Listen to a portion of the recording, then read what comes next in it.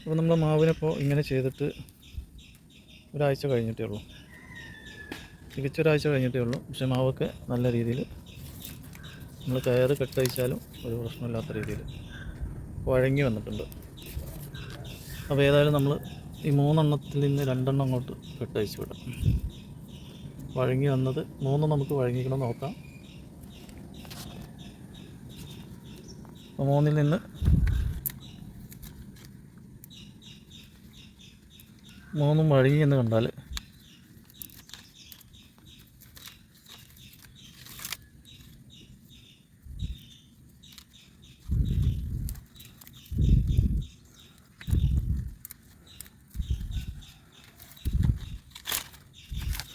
ഉണ്ടപ്പോൾ നമ്മൾ 3 കെട്ടഴിച്ച് കഴിഞ്ഞു. ഒരു വളരെ ചെറിയ പ്രായത്തിലാകുമ്പോൾ ഒരാഴ്ച കൊണ്ട് തന്നെ അതിൻ്റെ രീതിയിലൊക്കെ റെഡിയായി കിട്ടും. മറ്റേത് ഇങ്ങനെ കൂമ്പി പോകുമായിരുന്നു. നിങ്ങൾ വീഡിയോ കണ്ടവർക്ക് നിങ്ങൾക്ക് മനസ്സിലാവും. ഇതുപോലെ ഇങ്ങനെ മുമ്പത്തെ വീഡിയോ ഒക്കെ കണ്ടവർക്ക് മനസ്സിലാവും. ഇതുപോലെ ഇങ്ങനെ പോകുമായിരുന്നു. അതങ്ങനെയല്ല, ഇപ്പം ഇങ്ങനെ ആയിട്ടുണ്ട്. യാതൊരു കുഴപ്പം സംഭവിച്ചിട്ടില്ല, വളർന്നു വരുന്നുണ്ട്. അപ്പോൾ ഏതായാലും നീ നമ്മൾ 3 ഒരേപോലെ വിട്ടാൽ ശരിയാവില്ല. അപ്പോൾ ഒന്നിനെ നമ്മൾ സാധാരണ പോലെ തന്നെ ഒന്നും കൂടി ഇങ്ങനെ വളച്ച് കെട്ടിയിട്ട് 2 എണ്ണത്തെ നമ്മൾ ഇതേപോലെ ഫ്രീ ആക്കി വിടാം. ഇനി എങ്ങനെയാണ് അത് വളരുന്നത് നോക്കിയിട്ട് അതിനനുസരിച്ച് വളർന്നു പോകട്ടെ. എന്നാൽ ഇത് നമ്മൾ കുറച്ചും കൂടി ഇങ്ങനെ റെഡിയാക്കിയിട്ടൊന്ന് കെട്ടി കൊടുക്കാം.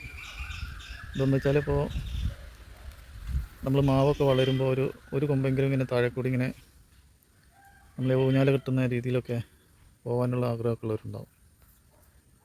അപ്പോൾ മുറ്റത്തൊക്കെ വെക്കുമ്പോൾ അങ്ങനെയൊക്കെ ആഗ്രഹിക്കാത്തവരൊന്നും ഉണ്ടാവില്ല. അപ്പോൾ അവർക്കൊക്കെ വേണ്ടിയിട്ട് ഇങ്ങനെ ഒന്ന് ചെറുതായിട്ടൊന്നും കൊണ്ട് കുനിച്ച് കെട്ടിക്കൊടുക്കുക. ഇത് പിന്നെ രണ്ടും അതിൻ്റെ രീതിയിൽ എങ്ങനെയാണ് ഫ്രീ ആയിട്ട് പോകുന്നത് അങ്ങനെ പോട്ടെ. എന്നാലും ഇങ്ങനെ ഈ പോക്ക് പോകില്ലോ, കുറച്ചെങ്കിലും ഒരു വളവുണ്ടാവും.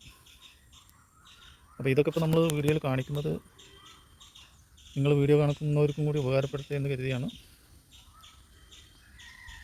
ഇതിപ്പോൾ എല്ലാവർക്കും അറിഞ്ഞോളുന്നില്ല, അറിയാത്തവർക്കൊക്കെ ഒന്ന് കാണിക്കുന്നതെന്ന് മാത്രം. അപ്പോൾ ഇതിനിപ്പോൾ നമ്മൾ അതിൻ്റെ ഫ്രീ ആക്കി വിട്ട് അതിൻ്റെ രീതിയിൽ വളരട്ടെ എന്ന് കരുതിയിട്ട് അപ്പോൾ ഇന്ന് ഇതിനെ നമ്മൾ കുറച്ചും കൂടി ഒന്ന് വളച്ചു കൊടുത്തിട്ടുണ്ട്. കാരണം ഇത് ആദ്യം തന്നെ നമ്മളിങ്ങനെ വളച്ച് കഴിഞ്ഞാൽ പൊട്ടിപ്പോകും. അപ്പോൾ അതാണ് ആദ്യം തന്നെ വളക്കാഞ്ഞത്.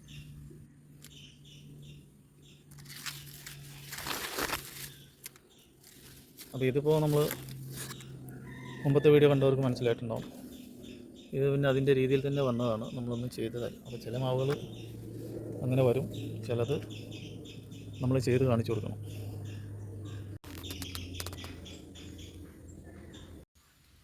പണ്ടൊക്കെ ചില വീടുകളിലൊക്കെ കണ്ടിട്ടുണ്ട്, വീട്ടിൻ്റെ മുറ്റത്തോ അല്ലെങ്കിൽ തൊടിയിലോ അല്ലെങ്കിൽ വീട്ടിൻ്റെ അരികിലൊക്കെ വല്ല മാവോ നെല്ലിയോ ഒക്കെ ഇങ്ങനെ വളഞ്ഞ് ഒരു കമ്പെങ്കിലും ഇങ്ങനെ കിടക്കുന്നുണ്ടാവും.